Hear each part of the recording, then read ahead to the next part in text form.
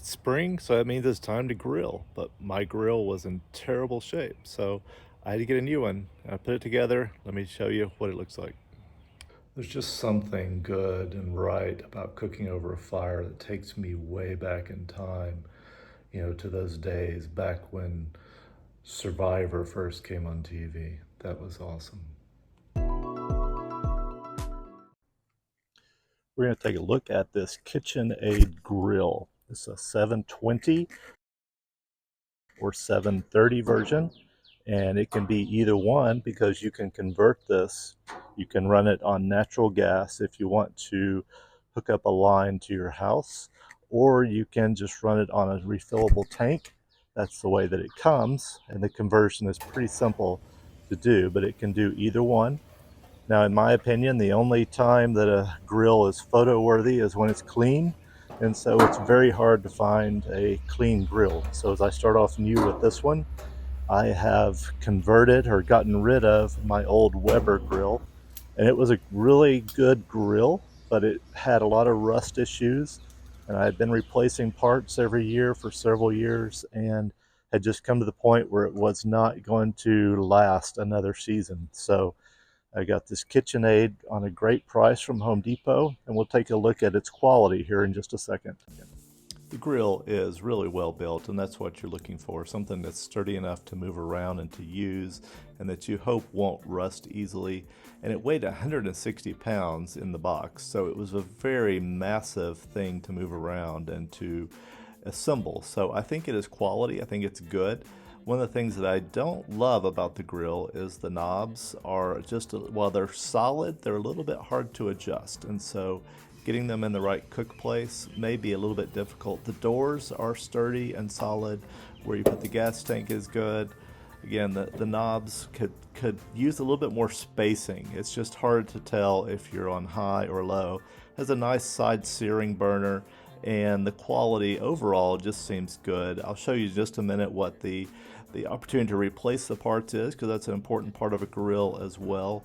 But you will see here just the overall strength of this grill, I think, is that it is made of good solid materials, and that makes it a heavy item. Wheels are important for your gas grill if you're going to move it around at all, and I was having trouble with my old grill with these. These are much better wheels, really made to put the grill around some and get over a couple of humps if you need to move it, and as I move it in and out of my garage, that tends to be the case. The KitchenAid 720 comes in with 51,000 BTUs, a measure of its power, really. They are on the main part of the grill with a total of 66,000 when you include the side searer. And then you see the space numbers there. 483 is your main grilling area. I find it's a pretty good size unless you're trying to grill for 30 people or something. So comparing this grill to others, you find that KitchenAid is actually made by Next Grill. So in terms of their gas grills, Next Grill is the company behind them. But a comparison of this Next Grill, which is about $200 cheaper, to the KitchenAid, you find not only that the BTUs are quite a bit less on the Next Grill, but it weighs about 80 pounds less in the box. So I think that's an indication of build quality and the power that you get. Probably it would take longer to heat up and may not get quite as hot. So you also need replacement parts for a grill, and checking on where to find these. I think a pretty good supply is available for this model of the KitchenAid. So the next thing to do was to fire it up, and it was very easy to light. Each burner here has its own lighter. Each is individually contained, so they do not light off of others as some grills do. And so that is a little bit different, but each one has a little click lighter with it. They are battery operated by the igniter, and then you have the side searing burner, which also lights individually.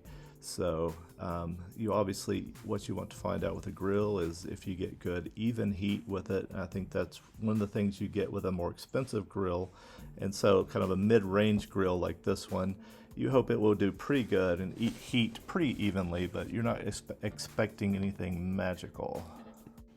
So the grill did heat up quickly. In 3 or 4 minutes it was up to 450, and soon to be 500. I left it heating for a little bit longer before I first cooked on it, just to let some things, some chemicals or whatever burn off if need be. And then I gave it a try. So I've had the opportunity to cook 3 or 4 times on it now and have found it does have a couple of spots that are hotter than others, but overall it's pretty even and does a good job cooking the things you put on it. As with anything, there's a little bit of a learning curve in terms of knowing how long it's going to take and seeing what's happening there.